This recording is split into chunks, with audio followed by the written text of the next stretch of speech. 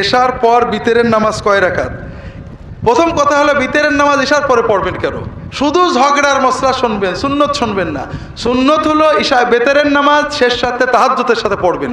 যদি না পারেন এশার নামাজ ঘুমানোর আগে পড়বেন। এই বেতরের নামাজ ঘুমানোর আগে পড়বেন।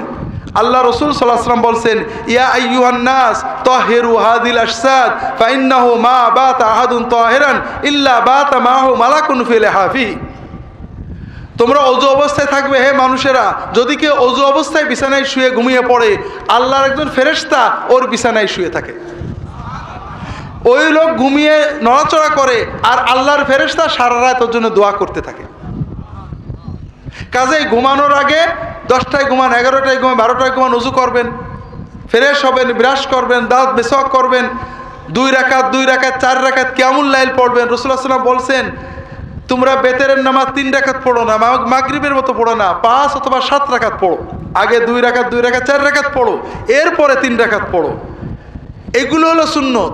আপনি কম খুঁজতেছেন, আল্লাহর নবী কম বলতে বলেননি। প্রথম কথা এশার পরে না পড়ে ঘুমানোর আগে অথবা রাত্রে শেষ রাত্রে পড়বেন।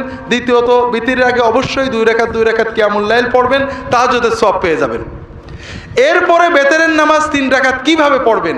3 রাকাত নামাজ 3 ভাবে পড়া যায়। সবচেয়ে বেশি হাদিস হলো 2 রাকাত পড়ে আসসালামু আলাইকুম রহমতুল্লাহ বলে, আবার 1 রাকাতের আল্লাহু আকবার বলে, এরপরে 1 রাকাত পড়ে দোয়া কুনুত পড়ে রুকু করে সেজদা করে শেষ করা। এটার হাদিস সবচেয়ে জোরালো। দ্বিতীয় হলো 3 রাকাত পড়া, আমরা বাংলাদেশে হানাফিরা যেভাবে পড়ে, এটাও হাদিস এবং সাহাবীদের আমলের আগে জোরালো, সাহাবীদের আমলের আলোকে জোরালো। রাসূল 3 রাকাত পড়েছেন, মাঝখানে সালাম ফিরিয়েছেন, এরকম বলা নেই। 3 রাকাতে 3টা সূরা পড়েছেন।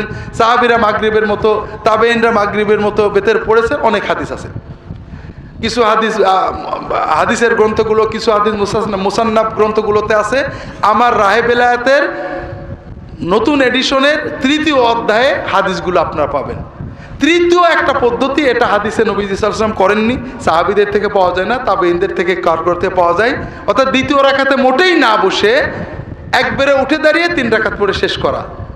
এগুলো সাহাবী তাবেঈনদের থেকে আমল আছে। কোনোটা হবে না এটা বলেন না, সবই হবে। নবীজি করেছেন, সাহাবীরা করেছেন, কেন হবে না? তবে আমাদের কাছে যেটা উত্তম মনে হয়, যার যার কাছে সেইটা বলবেন।